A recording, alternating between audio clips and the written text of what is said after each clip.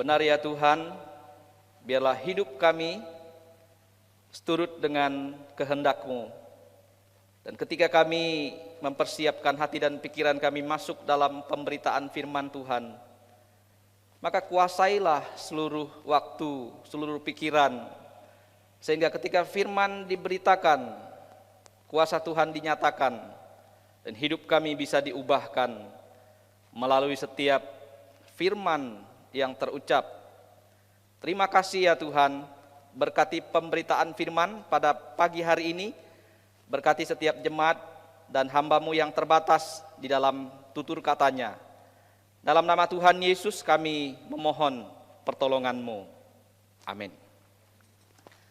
Salam bagi setiap kita, jemaat yang dikasihi oleh Tuhan. Sungguh bersyukur kita kembali boleh datang kepada Tuhan, menyambut undangan Tuhan dalam ibadah minggu pada pagi hari ini. Saya mengajak kita membuka Alkitab dari Ibrani pasal yang keempat, ayat 12 dan ayat yang ke-13. Saya akan membawakan sebuah judul Kuasa Firman Tuhan. Saya akan baca untuk setiap kita. Silakan jemaat boleh menyimaknya.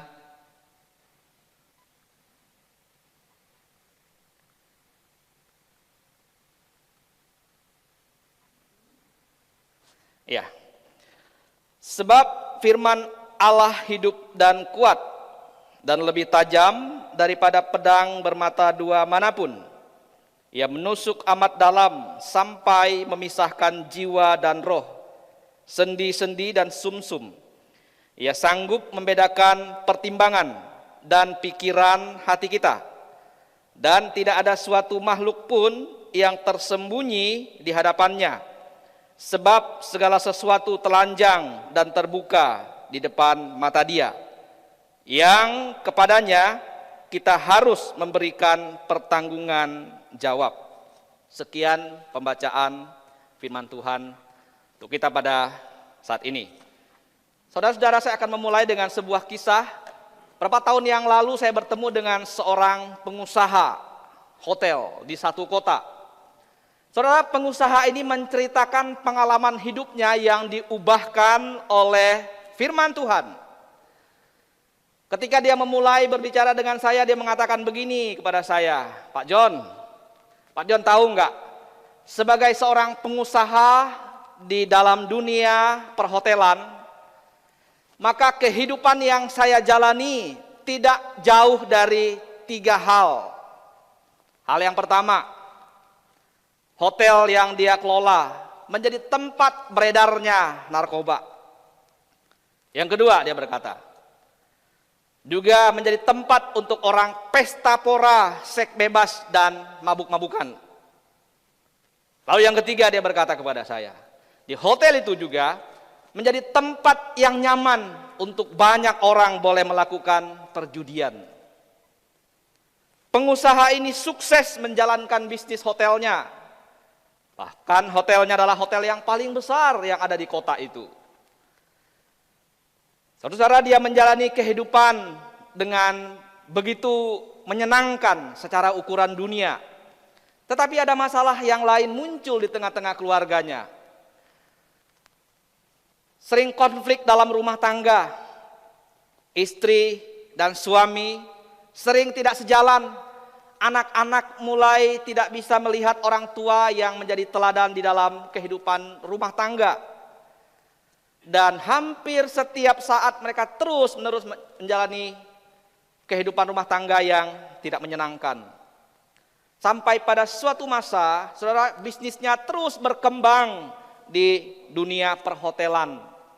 Maka istrinya kemudian dibawa oleh seorang temannya pergi ke persekutuan yang ada di sebuah gereja. Istrinya yang selama ini tidak mengenal Tuhan, keluarga ini tidak mengenal Tuhan, mulai masuk dan menginjakkan kakinya ke gereja ketika dia merasa hidupnya sudah hancur, sudah di ujung tanduk, dan kalau terus-menerus tidak ada perubahan, maka yang ada adalah kehancuran. Maka malam itu di persekutuan doa, istrinya menangis ketika mendengar firman Tuhan dibacakan, mendengar firman Tuhan diberitakan. Dan minggu depan dia kembali lagi datang ke gereja itu, ikut persekutuan doa. Lalu kemudian saudara-saudara, lama-kelamaan dia datang ke ibadah minggu, dan kemudian dia ajak anak-anaknya datang ke gereja, dengarkan firman, dan hidup mereka mulai berubah sedikit demi sedikit. Dulu sebelum kenal Tuhan, sebelum dengar firman Tuhan, maka selalu terjadi pertengkaran di rumah. Sekarang dia mulai bersabar menghadapi suami yang brengsek, suami yang kasar, suami yang menjalankan kehidupan dengan penuh dosa dan tipu daya. Lalu kemudian setelah sekian bulan mereka ibadah di gereja itu, mereka memutuskan untuk dibaptis dan percaya kepada Tuhan. Tetapi masalah lain muncul ketika mereka sudah dibaptis. Suaminya tidak terima mereka tinggalkan iman yang lama. Lalu suaminya mulai semakin kasar kepada mereka. Tetapi mereka terus bersabar dan terus membawa suaminya dalam doa-doa mereka. Supaya suaminya juga bisa mengalami Tuhan, supaya suaminya bisa bertobat, supaya suaminya bisa diubahkan dan dimenangkan bagi Tuhan. Masalah lain muncul. Hotel yang tadi saya sebutkan menjadi tempat beredarnya narkoba, menjadi tempat sarang perjudian, menjadi tempat orang pesta pora dan mabuk-mabukan dan seks bebas, akhirnya mulai kena razia oleh polisi. Hampir setiap minggu kena razia di hotel itu. Lama-lama pengunjungnya mulai sepi. Lama-lama pendapatannya turun. Belum lagi ada saingan dari hotel-hotel yang lain bermunculan di kota itu. Sampai pada suatu masa, usaha perhotelan itu bangkrut. Dan suaminya terlilit hutang. Sudah tidak mampu lagi bertahan menghidupi dan menghadapi beratnya kehidupan yang dia jalani. Lalu kemudian di tengah-tengah kondisi terpuruk di titik terendah dalam hidupnya, istrinya yang sudah jadi orang Kristen datang kepada dia dan bawa dia ke gereja.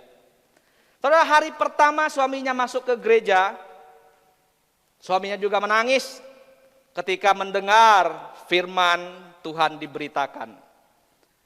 Dan akhirnya suaminya memutuskan menjadi orang percaya, dia mau bertobat, dan dia mau diubahkan. Kenapa? Karena ada kuasa firman Tuhan yang bisa mengubahkan hati manusia yang keras menjadi hati yang lembut. Hidup yang berdosa bisa diubahkan menjadi hidup yang bertobat. Oleh karena apa? Oleh karena firman Tuhan itu berkuasa.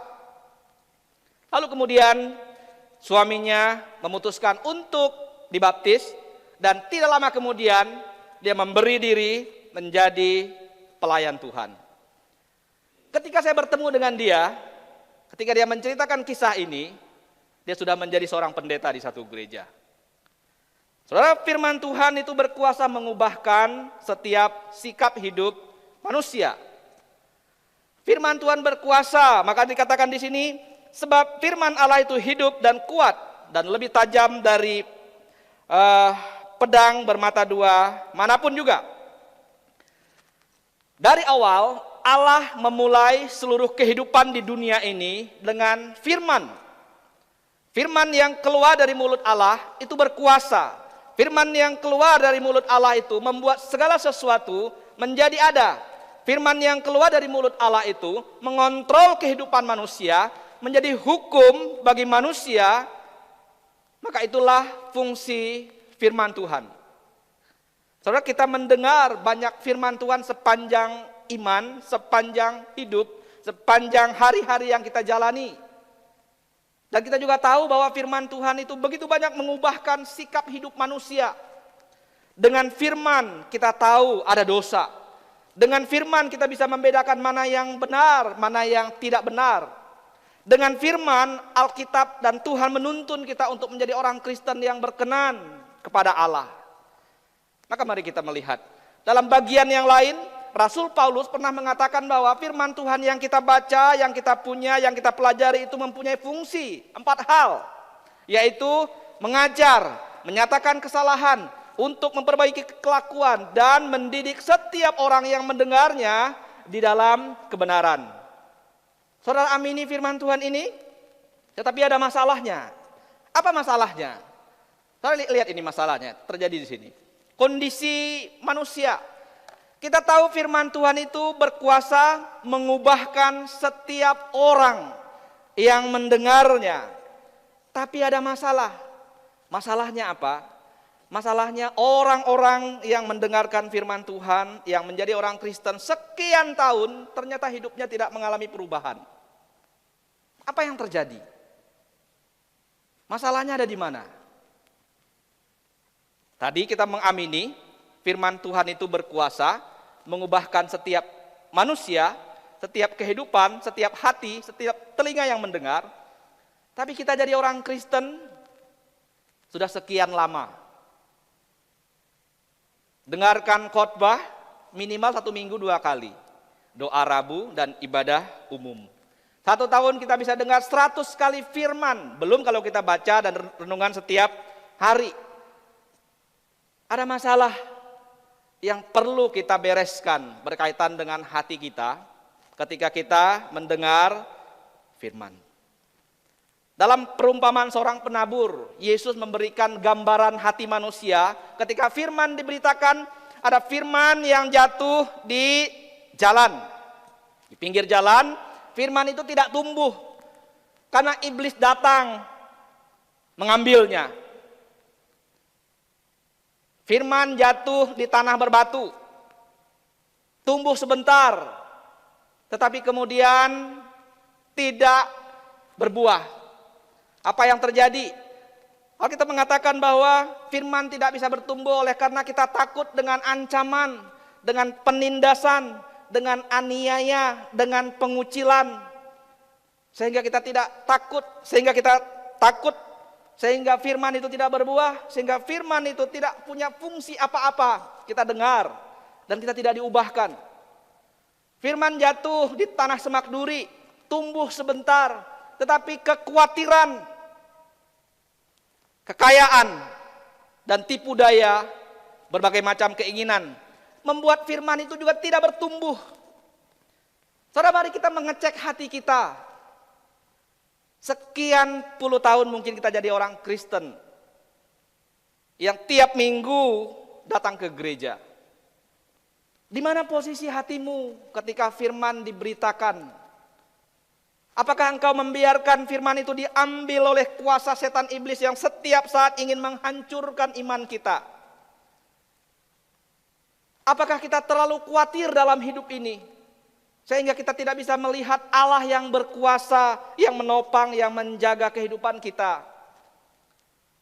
Atau kita masih salah memandang harta dan kekayaan sehingga fokus kita bukan kepada Tuhan, fokus kita bukan kepada sumber berkat, tapi kita terus berfokus kepada berkat yang ada. Kalau demikian, maka tidak heran.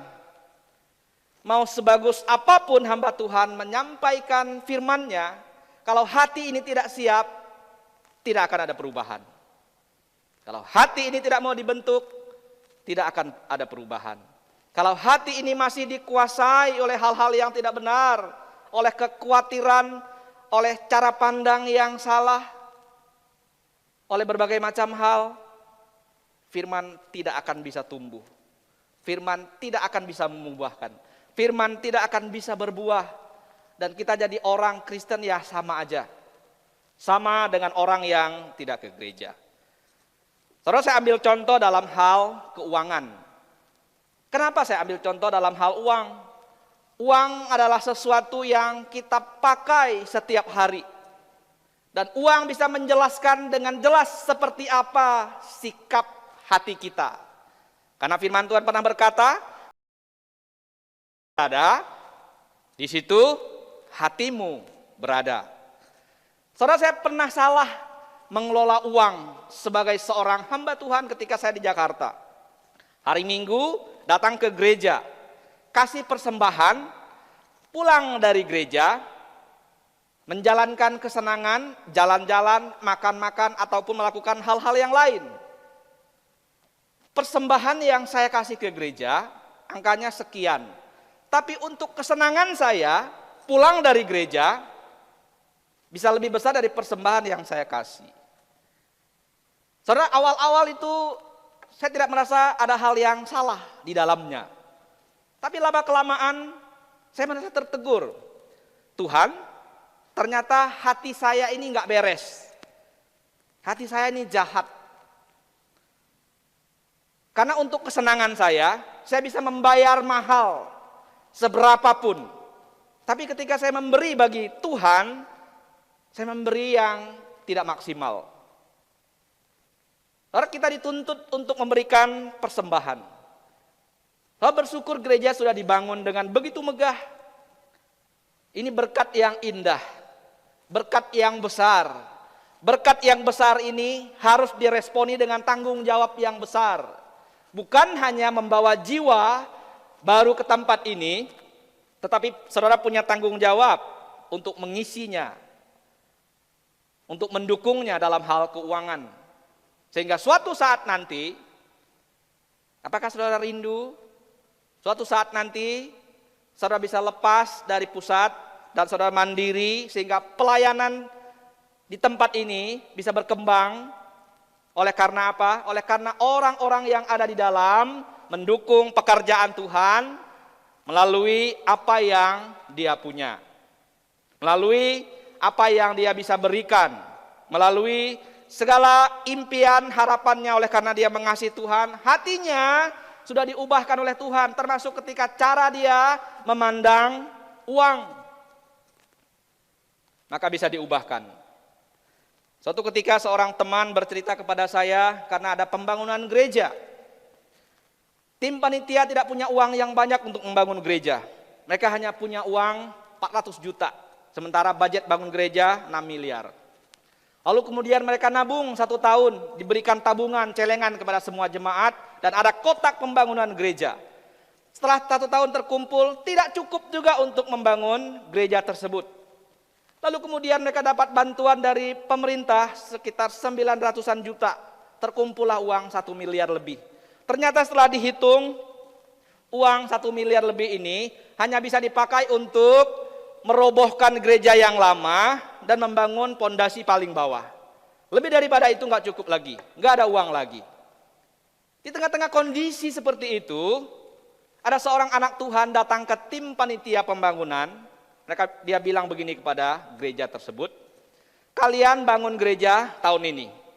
Lalu mereka mengatakan, kami nggak punya uang. Si anak Tuhan ini langsung bilang begini, saya kasih kalian 2 miliar, kalau kurang kasih tahu.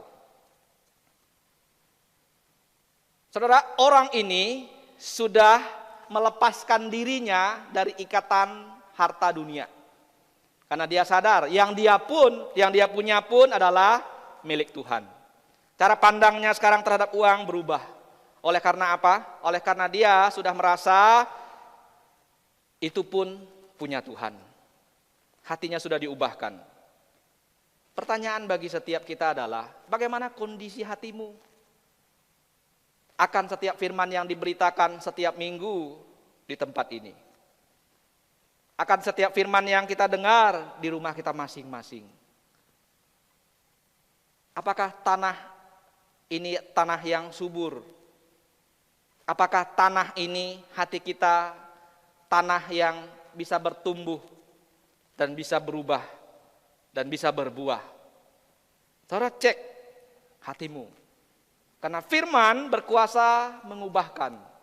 Jika kita tidak diubahkan oleh Tuhan, tidak diubahkan oleh firman, cek hatimu. Jangan-jangan hatimu ada di sini.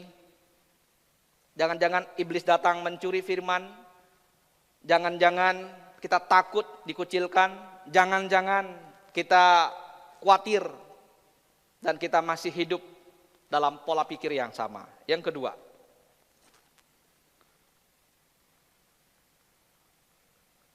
bisa digeser saja dari sana. Yang kedua berbicara tentang firman itu menyingkapkan segala sesuatu. Ayat 13, dan tidak ada suatu makhluk pun yang tersembunyi di hadapannya. Saudara, firman Tuhan itu membuat hidup kita terbuka di hadapan Tuhan. Ketika hidup kita terbuka di hadapan Tuhan, bukankah tidak ada yang dapat kita sembunyikan dari Dia? Ketika hidup kita terbuka di hadapan Tuhan, seharusnya membawa kita semakin takut kepada Tuhan. Semakin membuat kita hati-hati di dalam berpikir, dalam bertindak, di dalam melakukan banyak hal. Karena ada Tuhan yang senantiasa melihat kehidupanmu dan kehidupanku. Dia mengontrolnya, dia melihatnya. Dan membuat kita harus sangat hati-hati. Karena hidup ini terbuka bagi Tuhan. Bagi kita yang menjalani kehidupan rumah tangga, mungkin suami bisa menyembunyikan banyak hal dari istrinya, atau sebaliknya, istri bisa menyembunyikan banyak hal dari suaminya, anak-anak bisa menyembunyikan rahasia besar dari orang tuanya, tapi tidak bagi Tuhan. Karena semua terbuka, semua akan dinyatakan. Saudara, saya membaca sebuah kisah tentang hidup Martin Luther, seorang tokoh reformasi gereja, dan berkaitan dengan bulan ini juga adalah bulan reformasi. Martin Luther bergumul bagaimana caranya dia bisa lepas dari satu dosa tertentu yang terus-menerus dia ingin tinggalkan dan dia tidak bisa tinggalkan. Justru semakin dia ingin tinggalkan dosa itu, dia semakin jatuh di dalamnya. Lalu di tengah-tengah pergumulannya itu, dia memandang kepada Tuhan dan berdoa, mohon Tuhan pimpin dia untuk melepaskan dosa itu. Lalu kemudian dia mengucapkan satu kalimat supaya dia bisa lepas dari dosa tersebut. Karena dia sadar hidupnya terbuka di hadapan Tuhan. Dia ucapkan kalimat ini.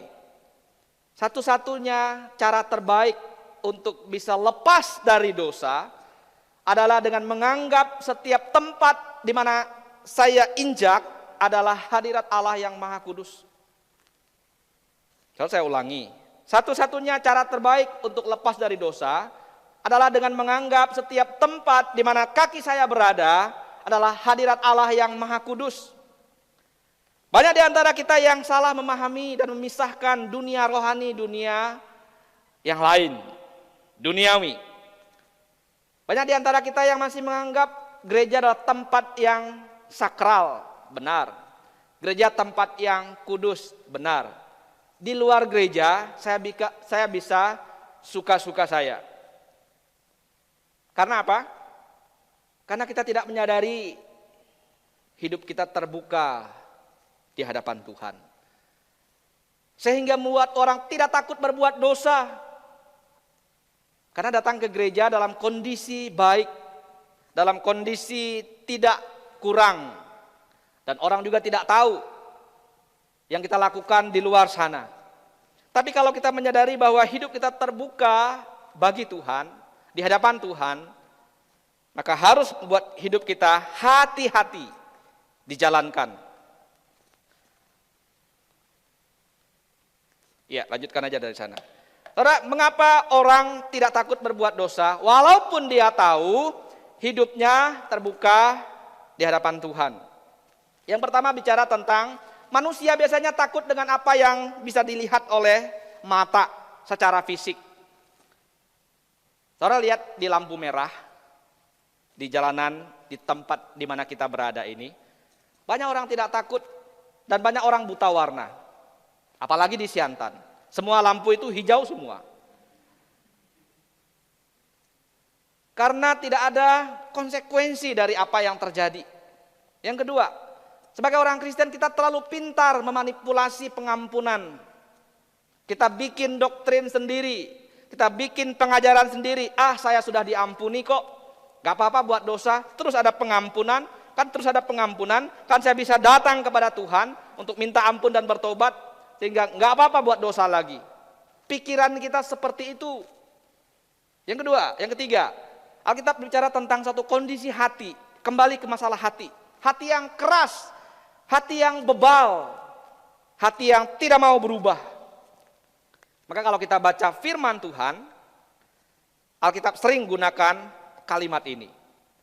Bangsa Israel mengeraskan hatinya. Orang-orang yang tidak mau diubahkan mengeraskan hatinya.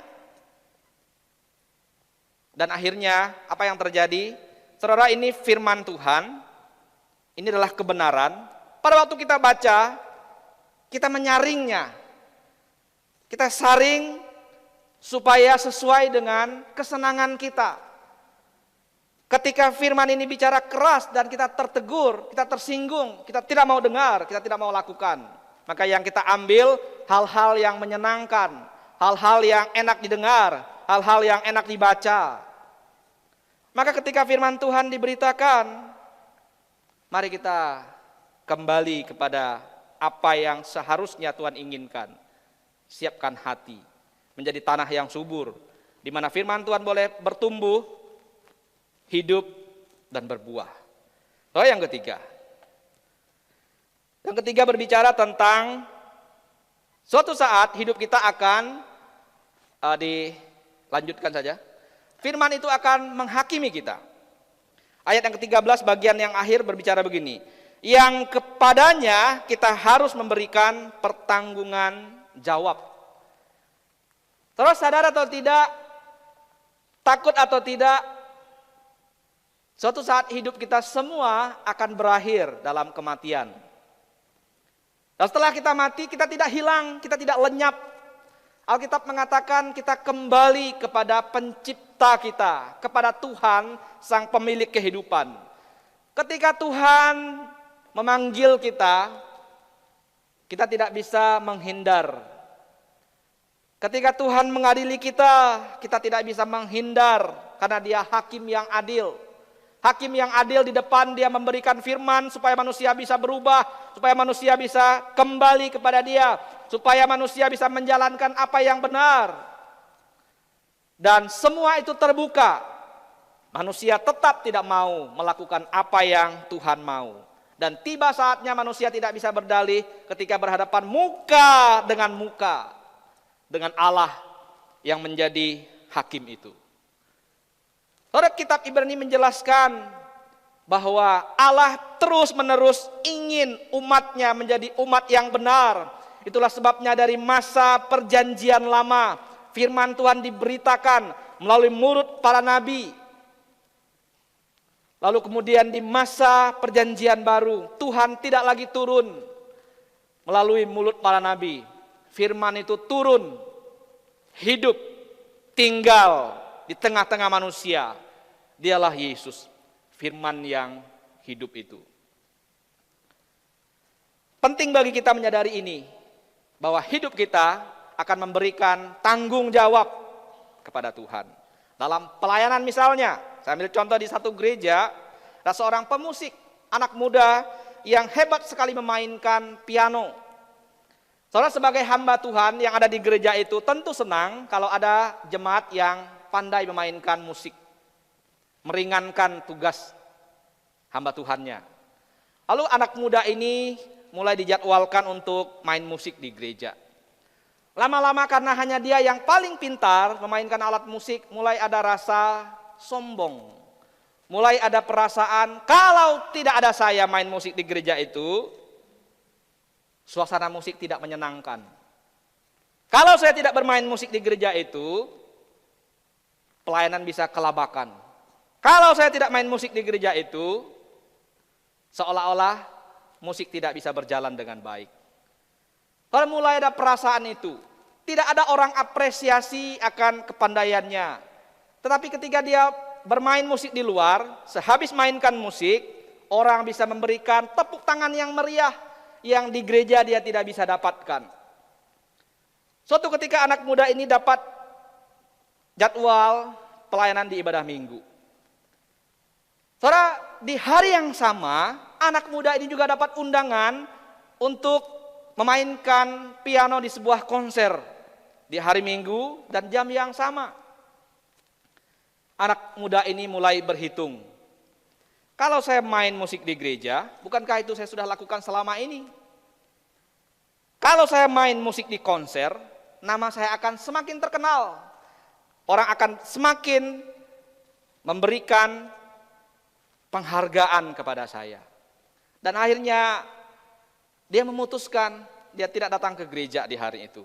Dia putuskan untuk datang ke konser di mana dia akan tampil dan dia sudah membayangkan sehabis dia menyanyikan, mengiringi lagu, maka orang-orang pasti akan bertepuk tangan, pasti akan selfie dengan dia dan dia akan semakin dikenal. Di tengah-tengah perjalanan menuju ke konser itu dia naik sepeda motor. Saudara, dia keserempet mobil dari belakang, terpental ke tengah jalan. Dalam situasi yang tepat sekali, datanglah sebuah bus, menghantam dengan begitu cepat dan kena dua tangannya. Dua tangannya rusak parah dan dia harus dilarikan ke rumah sakit dalam kondisi nggak sadar. Ketika dia sudah sadar, dua tangan ini sudah nggak ada, rusak, amputasi. Ketika sudah nggak ada jari-jari ini, masih bisa mainkan musik? Nggak bisa. Semua alat musik sudah dia tidak bisa mainkan lagi. Karena kesempatan untuk dia melayani Tuhan sudah diberikan dengan baik, dengan maksimal, tapi dia menghindar, dia mengeraskan hatinya, dia tidak mau. Maka Tuhan turun tangan, menghakimi, menegur dia, supaya dia bisa kembali kepada Tuhan. Kesempatan pelayanan itu kesempatan yang indah. Maka jika engkau tergerak, jangan engkau berhitung dengan Tuhan. Kalau engkau berhitung dengan Tuhan, hati-hati, Tuhan akan menjadi hakim atasmu. Dan dia bisa mengambil apa saja yang menjadi kesenanganmu. Dia bisa mengambil apa saja yang menjadi kebanggaanmu. Untuk membiarkan dirinya yang harus diutamakan, dirinya yang harus dimuliakan. Maka kita belajar bahwa firman itu berkuasa. Dia mengubahkan, dia menyingkapkan segala sesuatu. Dan ingat, firman itu akan menghakimi akan setiap kehidupan kita. Mari kita tundukkan kepala, kita berdoa.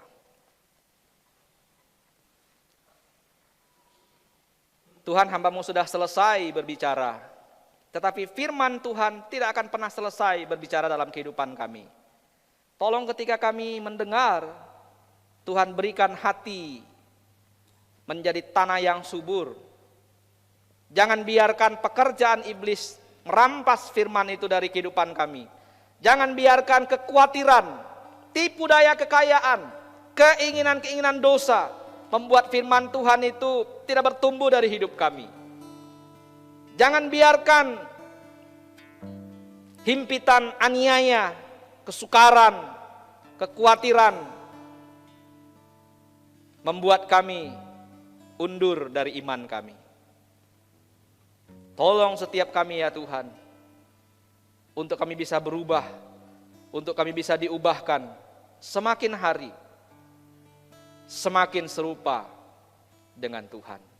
Sehingga cara pandang kami terhadap segala sesuatu, cara kami berpikir, cara kami bertindak, cara kami melayani, semuanya diperbaharui oleh kuasa firman yang mengubahkan itu.